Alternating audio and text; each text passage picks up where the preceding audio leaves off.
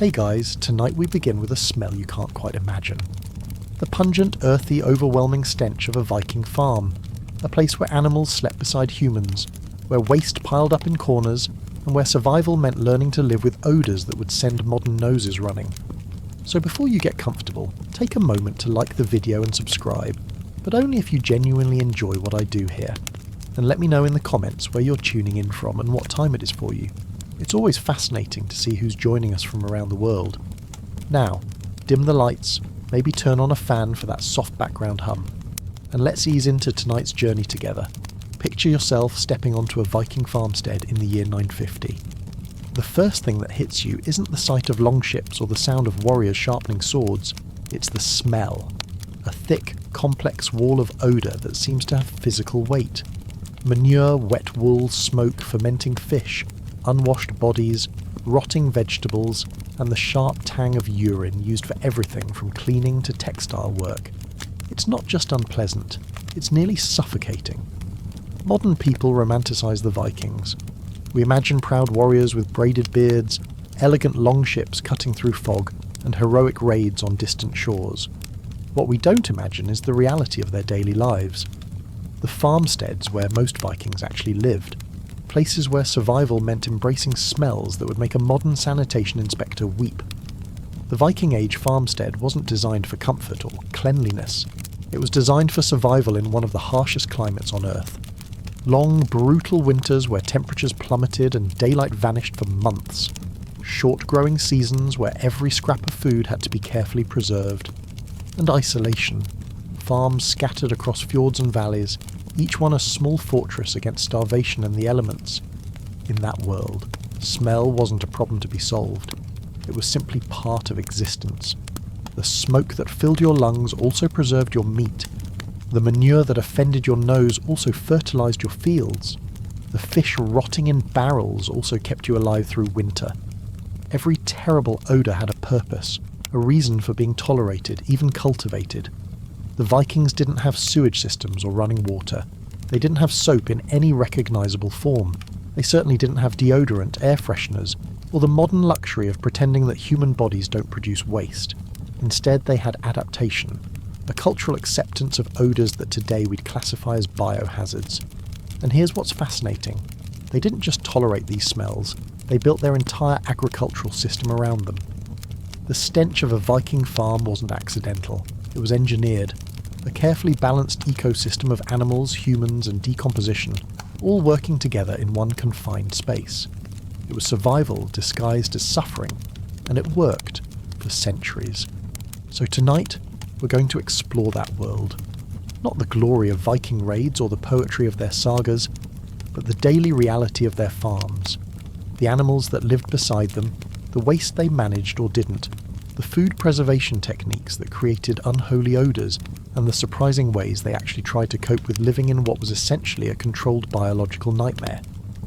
Because understanding how Vikings dealt with the smell of their farms tells us something profound about human adaptability, about what people can endure when survival demands it, about the distance between the sanitised modern world and the raw, organic reality that our ancestors inhabited without complaint.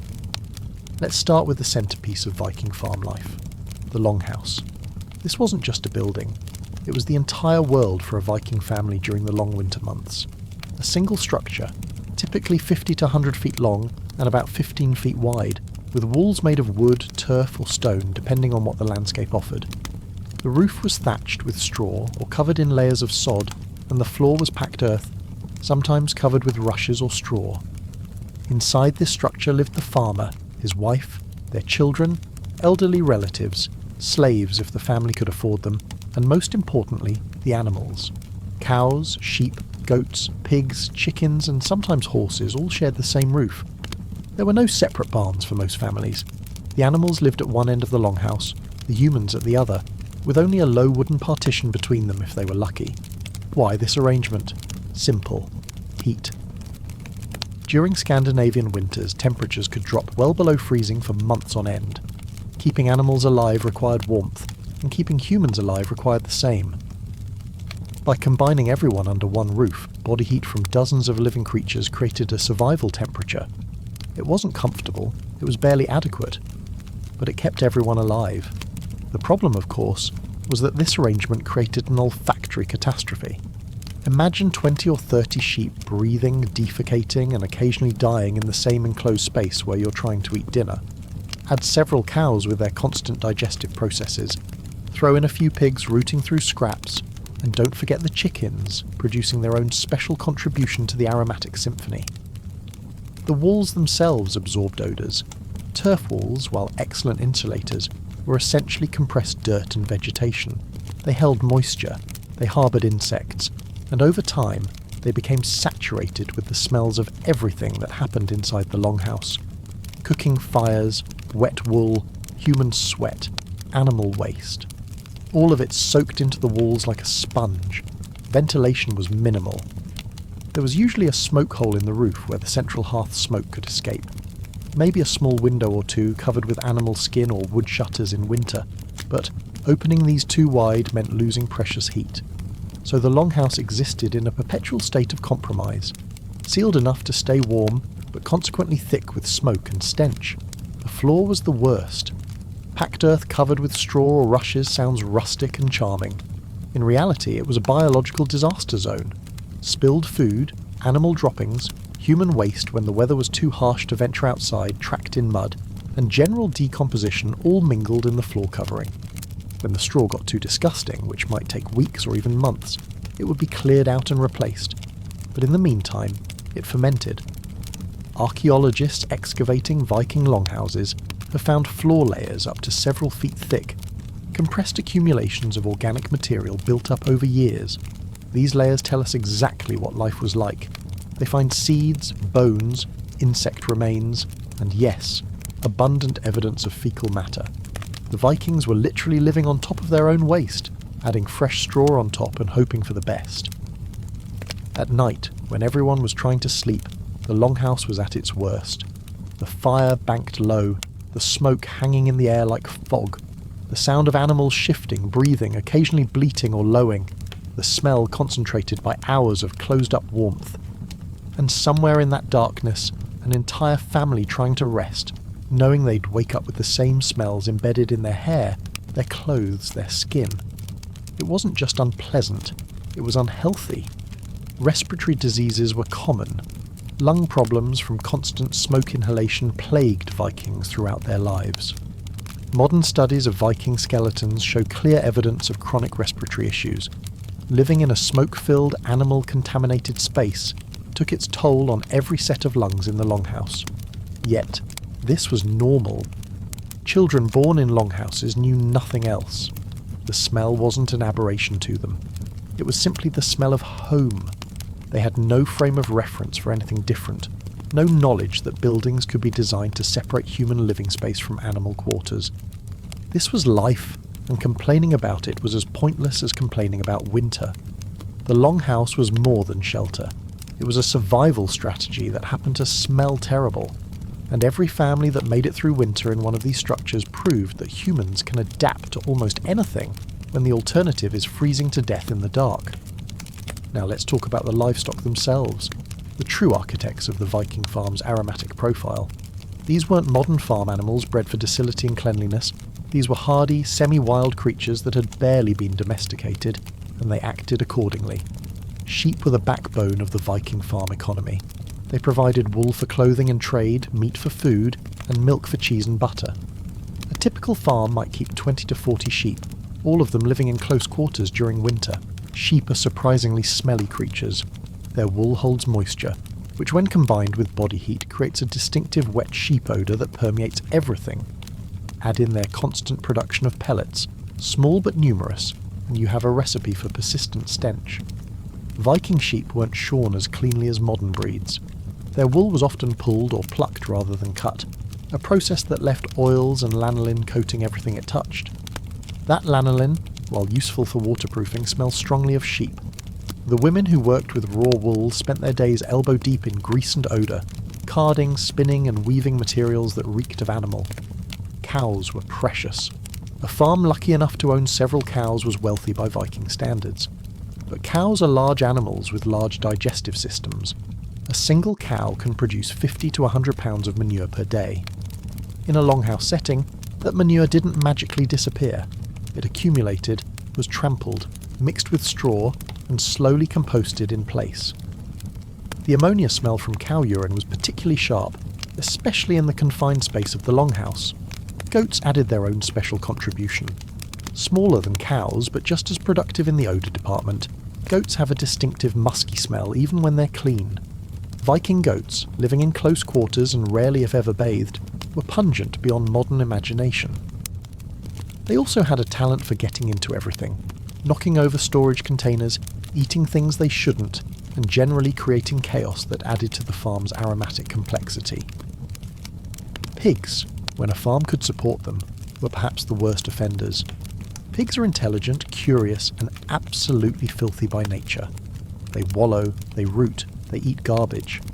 Viking farms used pigs as living disposal units, feeding them scraps, waste, and anything else too disgusting for other animals. The pigs thrived on this diet, but they also became walking repositories of concentrated farm stench. The interesting thing about Viking pigs is that they were semi-feral. They were allowed to forage in forests during warmer months, eating acorns, roots, and whatever else they could find. But in winter, they were brought into the longhouse, or a nearby shelter, and that's when the problems intensified. A pig that's been eating wild food and rolling in forest muck doesn't suddenly become clean when you bring it indoors. Chickens seem harmless, but in large numbers they're remarkably productive waste generators. Viking farms kept chickens for eggs and occasional meat, letting them roost in the rafters of the longhouse. This meant chicken droppings rained down from above, landing on humans, animals, and food preparation areas with democratic impartiality. The ammonia from chicken waste is particularly potent, and in an enclosed space it could make eyes water. Then there were the horses. Wealthier farms kept horses for transportation and prestige. Horses are large, and while their manure is less offensive than some animals, the sheer volume compensates for any lack of intensity. A horse produces about 50 pounds of manure daily, and horse urine is both abundant and pungent. What made all of this worse was the Vikings' limited ability to clean. You couldn't just hose down a longhouse. Water was precious, especially in winter when it had to be melted from snow or ice. Hauling water for drinking, cooking, and essential washing was enough work without adding animal cleanup to the list. So the animals were allowed to foul their living space repeatedly, with only occasional efforts at mucking out the worst accumulations. The smell wasn't just the animals themselves, it was the biological processes they represented. Fermentation, decomposition, the breakdown of organic matter into simpler compounds, all of it happening simultaneously in one enclosed space. The longhouse was essentially a large composting operation with a family living in the middle of it, and yet the Vikings didn't see this as a problem to be solved. The animals were too valuable to risk losing to cold, the manure was too useful as fertilizer to waste, and the smell, well, that was just the price of having livestock. A price everyone paid without question because the alternative, no animals, meant no wool, no milk, no meat, which meant death. In summer, things improved slightly. Animals could be let out to graze during the day, reducing their time in the longhouse. But even then, they returned each night, and the accumulation of the waste continued. The brief warm months were barely enough to air out structures that had been sealed tight for 6 or 8 months of winter. The Viking relationship with livestock wasn't sentimental. These were working animals, tools for survival. But they were also constant companions, sharing space so intimately that the line between human and animal territory blurred completely. That intimacy came with consequences, and the most obvious one was olfactory. If the living conditions created one kind of smell, food preservation created another entirely. The Vikings had no refrigeration, no canning, no freeze-drying. They had salt, smoke, fermentation, and sheer stubbornness. And they needed these techniques to work because 6 months of winter meant 6 months of eating stored food or starving. Let's start with fish. Coastal and riverside Vikings depended heavily on fish as a protein source. Herring, cod, salmon, all were caught in abundance during fishing seasons, but fresh fish spoils within days. To make it last, Vikings used several methods, each one more aromatic than the last. Drying was common. Fish were split, cleaned, and hung on wooden racks to air dry. In the cold, dry air of a Norwegian autumn, this worked reasonably well. The fish gradually dehydrated, becoming hard as wood and about as appetizing. But dried fish could last for months or even years, and when soaked and cooked, it became edible again. The smell of drying. Fish is distinctive, a combination of ocean, decay, and concentration that carries for impressive distances. Then there was fermentation. The Vikings practiced a form of fish preservation that their modern descendants still produce: fermented fish. Herring or other fish would be packed in barrels with salt, then left to ferment for weeks or months. The process created an incredibly preserved product that wouldn't spoil. It also created a smell so powerful that it's difficult to describe to someone who hasn't experienced it. Modern Scandinavians still make surströmming fermented herring, and it's legendary for its stench. When a can is opened, the smell has been compared to sewage, rotting garbage, and death. Viking fermented fish was similar, and barrels of it were stored in or near the longhouse throughout winter. The smell permeated everything, and even the Vikings, accustomed to powerful odours, knew to open fermentation barrels outdoors when possible. Meat preservation followed similar principles. Fresh meat from full slaughtering had to last until spring. Some was salted, packed in barrels with heavy salt that drew out moisture and prevented bacterial growth. But salt was expensive, imported from distant sources, so it was used sparingly. More often, meat was smoked. The longhouse's central hearth was perfect for smoking meat. Strips of lamb, pork, or beef were hung from the rafters, suspended in the constant smoke from the fire below. Over weeks, the smoke penetrated the meat, preserving it and adding flavour. But it also filled the longhouse with the smell of smoking meat, which sounds appetising until you realise it's constant, mixed with regular cooking smoke, and combined with all the other smells we've discussed. Dairy preservation created its own aromatic challenges. Milk spoiled quickly, so Vikings converted it into products that lasted. Butter was packed into barrels and sometimes buried in peat bogs, where the cool, oxygen-poor environment preserved it for months. Cheese was made in various forms, some aged until they were rock-hard and intensely flavoured. The cheese-making process itself was smelly. Milk was soured with bacteria, curdled with rennet from animal stomachs, then pressed and aged. Each stage produced distinctive odours, from the sour milk smell to the pungent aroma of aging cheese. A farmhouse actively making cheese added several new layers to its olfactory profile. Then there was skyr, a fermented dairy product similar to yogurt that Vikings consumed in large quantities. The fermentation process created a sour, tangy smell that filled the dairy area of the longhouse. It wasn't unpleasant exactly, but it was strong, and when combined with everything else, it contributed to the overall intensity. Vegetables were dried, pickled, or stored in root cellars dug into the ground. Root cellars worked well, keeping vegetables cool and dark, but they were also damp, and over winter months some vegetables inevitably rotted. The smell of rotting turnips, cabbage, or onions is memorably unpleasant, and it would drift up from the cellar into the living space above. Fermentation showed up again with vegetables. Cabbage was fermented into an early form of sauerkraut. Turnips, onions, and other vegetables were pickled in brine or whey. All of these processes created strong smells that are acquired tastes even today, and were constant presences in Viking households. The kitchen area of the longhouse was ground zero for food odours. Cooking over an open fire with minimal ventilation meant that every meal's smells lingered. Porridge, stew, bread baking, fish cooking, meat roasting. All of it filled the air and settled into walls, clothing and hair. There was no escape. What's remarkable is that this was considered normal, even desirable. A farmhouse rich with the smells of preserved food was a farmhouse that wouldn't starve. The worse things smelled in some ways, the better prepared the family was for winter's lean months. Suffering through the odour was a small price for survival, and the Vikings did more than just tolerate these smells. They developed cultural associations with them. The smell of smoking meat meant wealth. The smell of aging cheese meant successful dairy production. Even the reek of fermented fish meant protein stores that would last. In a world where starvation was always one bad harvest away, these smells were comforting. Modern people preserve food in refrigerators and freezers, technologies that work without producing odour. We've forgotten that preservation once meant accepting smells as part of the process. The Vikings lived in that older world, where keeping food edible meant transforming it in ways that assaulted the nose but satisfied the stomach. So far we've discussed the smells that the Vikings couldn't avoid. but there were also smells they actively created using waste products that modern people would flush away without a second thought. In the Viking world, nothing went to waste, and some of the most useful substances were also the most pungent. Urine was liquid gold on a Viking farm.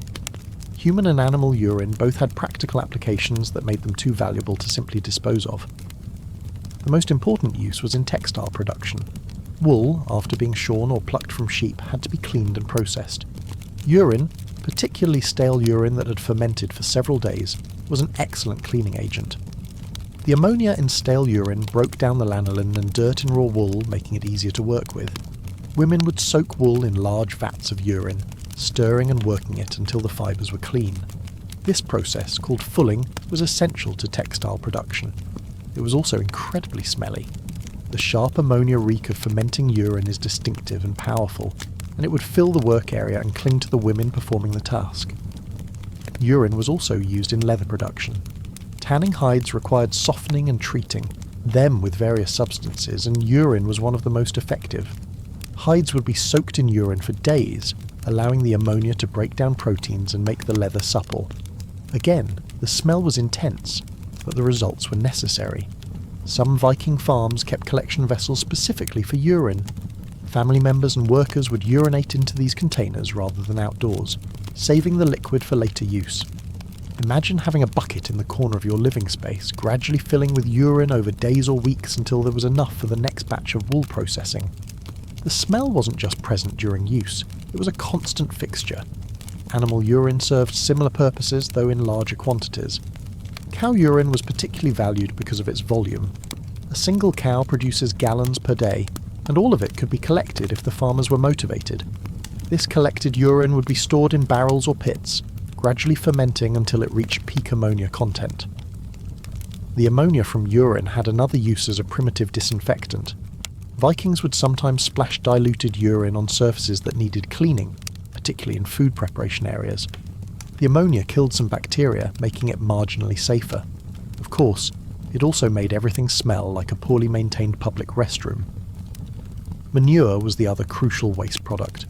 Every animal on the farm produced it in abundance, and the Vikings couldn't let it go to waste. Manure was the primary fertilizer for their fields, the substance that kept the soil productive year after year. Without it, crops would fail within a few seasons. The problem was storage. Fresh manure is wet, heavy, and extremely smelly. It can't be applied directly to fields in large quantities without burning plants, so it had to be composted, piled up, and allowed to age until it broke down into a more stable form.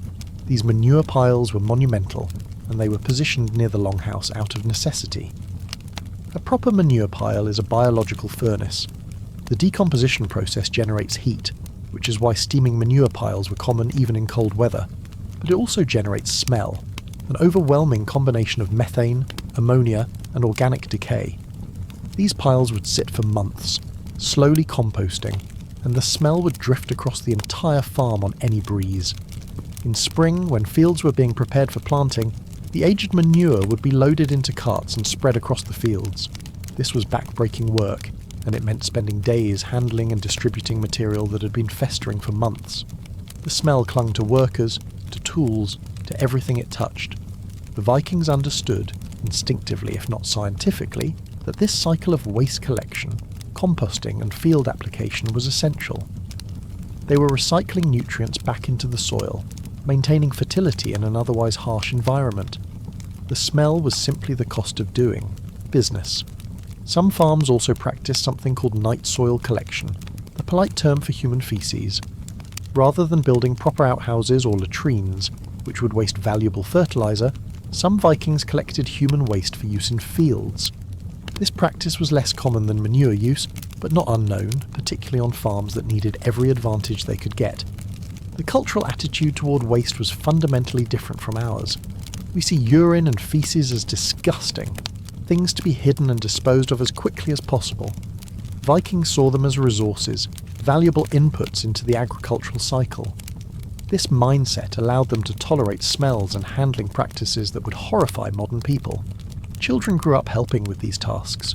Young girls learned to process wool and urine. Boys learned to shovel manure and spread it on fields. By the time they were adults, These smells and tasks were as natural as breathing. There was no stigma attached because everyone did it. The wealthy farmer and the poorer slave both dealt with waste. It was simply part of life. What's fascinating is that the Vikings did maintain some standards of hygiene, even if by modern measures they seem inadequate. Archaeological evidence and written sources tell us that Vikings actually valued cleanliness more than many other medieval cultures. They bathed more frequently, combed their hair, and maintained their appearance. But their definition of clean was necessarily different from ours. Saturday was bath day for Vikings. The word Saturday actually derives from the Old Norse word for bath. Once a week, families would heat water over the fire, a labour-intensive process, and take turns washing. The bath might be a wooden tub or simply a large basin. The water would be used by multiple people, starting with the head of household and working down to children and slaves. This weekly bath was more than most medieval Europeans managed. Romans had bathed daily in their elaborate bathhouses, but after Rome's fall, that tradition largely disappeared. The Vikings maintained at least a minimal bathing schedule, which set them apart from their European contemporaries who might go months without washing. But once a week, bathing doesn't eliminate body odour when you're living in a longhouse full of animals and working in fields all day. Between baths, Vikings relied on other methods. They combed their hair regularly, often daily. Archaeological excavations of Viking sites almost always turn up combs made from bone or antler, intricately carved and clearly valued. Combing helped remove lice, which were ubiquitous in this era, and kept hair somewhat presentable.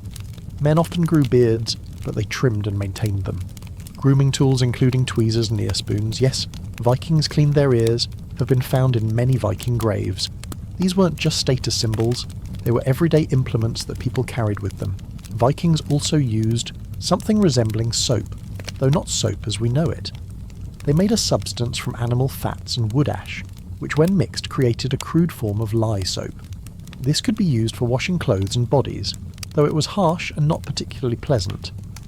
The process of making this soap was itself smelly, involving rendering fat and mixing it with caustic ash solution. Laundry was done occasionally, usually in rivers or streams. Clothes would be pounded on rocks, scrubbed with soap mixture and rinsed, then hung to dry. But wool clothing, which most Vikings wore, doesn't respond well to frequent washing. It shrinks, loses shape, and wears out faster. So clothes were worn for extended periods between washings, absorbing all the smells of the longhouse and farm work. The concept of changing clothes daily didn't exist. A Viking might own 2 or 3 garments total, one worn while the other was being washed or repaired. Wealthy Vikings might have more, but even they weren't changing tunics every day. Clothes became repositories of accumulated odours, and after months of wear they carried the concentrated essence of Viking farm life. Interestingly, Vikings seem to have used herbs and plants to combat odours, at least to some degree. Aromatic plants like bog myrtle, juniper and meadowsweet were used in bedding and as strewing herbs on floors. These plants released pleasant scents when crushed underfoot, temporarily masking less pleasant smells. They also had mild antibacterial properties, which helped slightly with hygiene. Some sources suggest Vikings used scented oils or unguents, particularly the wealthy. Imported oils scented with herbs or flowers were luxury items, but they did exist in Viking society. A wealthy farmer might rub scented oil into his hair and beard before a feast, partly for grooming and partly to overwhelm his own farm smell. But here's the reality. No amount of once-weekly bathing or herb strewing could truly eliminate the smell of a Viking farm. The sources were too numerous and too powerful. The best Vikings could do was manage around the edges, taking the worst edge off while accepting that they would always carry some level of farm aroma. They also developed what we might call nose blindness. When you're constantly exposed to a smell, your brain learns to tune it out. Vikings who lived on farms probably didn't notice most of the odours that would overwhelm a visitor. They had adapted psychologically and possibly even physiologically to their aromatic environment. This adaptation was so complete that Vikings travelling to other cultures might have found those places smelled strange or wrong. Arab travellers who met Vikings noted their uncleanliness, but Vikings visiting Arab cities might have found the smell of spices, incense and urban life equally foreign and uncomfortable. The Viking definition of cleanliness focused on visible dirt and grooming rather than eliminating odour. A Viking who had combed his hair, trimmed his beard and washed his face might consider himself clean, even if he smelled strongly of smoke, sheep and sweat. It was a different standard, but one that made sense in their context. And ultimately, hygiene practices had to be balanced against survival needs. Time spent bathing was time not spent working. Water used for washing was water not used for cooking. Fuel burned to heat bath water was fuel not available for other needs. Every resource had to be carefully allocated, and pure cleanliness was often a luxury the farm couldn't afford. So far we've painted a picture of overwhelming stench, but we should acknowledge that Viking farms weren't uniformly awful all the time. There were seasonal variations, moments of relative freshness, and even aspects of the smell that Vikings might have found pleasant or at least neutral. Summer brought relief in several ways. Animals could spend most of their time outdoors, grazing in pastures and meadows far from the longhouse. This immediately reduced the primary source of indoor smells. With livestock outside, families could open doors and windows, allowing fresh air to sweep through structures that had been sealed for months. The summer air itself was different. Instead of smoke and enclosed animal odours, farms would smell of grass, flowers and growing crops. Vikings cultivated fields of barley, oats and vegetables, and these growing plants added fresher scents to the environment. Hayfields being cut released that distinctive sweet grassy smell. Gardens growing onions, leeks and herbs added their own aromatic contributions. Coastal farms had the advantage of ocean breezes. Salt air, seaweed and the clean smell of open water could temporarily clear out heavier farm odours. Inland farms near rivers or forests might catch the scent of pine, birch and running water. These natural smells, while not eliminating farm odours, at least diluted them. Food preparation smelled better in summer too. Fresh vegetables rather than preserved ones. Newly caught fish rather than fermented. Fresh milk and butter rather than aged cheese. Summer cooking was more varied and generally more pleasant smelling than winter's monotonous preserved food diet. The work itself was different. Instead of huddling in the longhouse mending tools and spinning wool, Vikings were outside, ploughing fields, tending animals in pasture, fishing and gathering. This outdoor work, while exhausting, at least didn't trap them in enclosed spaces with concentrated odours. Even the sounds and social life improved. Summer was when Viking society gathered for things, assemblies where disputes were settled and laws announced. Families from isolated farms would meet, trade, share news, and celebrate. These gatherings had their own smells, hundreds of people in close proximity, but they were different from the daily farm routine. Some smells the Vikings probably even enjoyed. Fresh-baked bread, a luxury when grain supplies weren't depleted. Roasting meat over an open fire on special occasions. Ale brewing, which has a malty, yeasty smell that many find pleasant. These weren't daily occurrences, but they punctuated the year with aromatic high points. There's also evidence that Vikings appreciated natural beauty and fresh environments. Their poetry and sagas frequently mention the beauty of fjords, forests and meadows. They clearly noticed and valued pleasant aspects of their environment, which suggests they weren't completely nose-blind to everything. Winter was harder, of course. As temperatures dropped and animals returned to indoor quarters, the smell situation degraded rapidly. But even winter had its rhythms. The midwinter feasts, Yule celebrations brought special foods, fresh slaughtered animals, and a temporary abundance that created its own aromatic environment. Incense or aromatic woods might be burned during celebrations, adding unfamiliar scents to the usual smoke. Religious practices may have involved pleasant smells as well. Offerings to God sometimes included burned herbs, flowers, or precious materials. Temples and sacred spaces might have been kept cleaner than typical farms, offering temporary respite from everyday odours.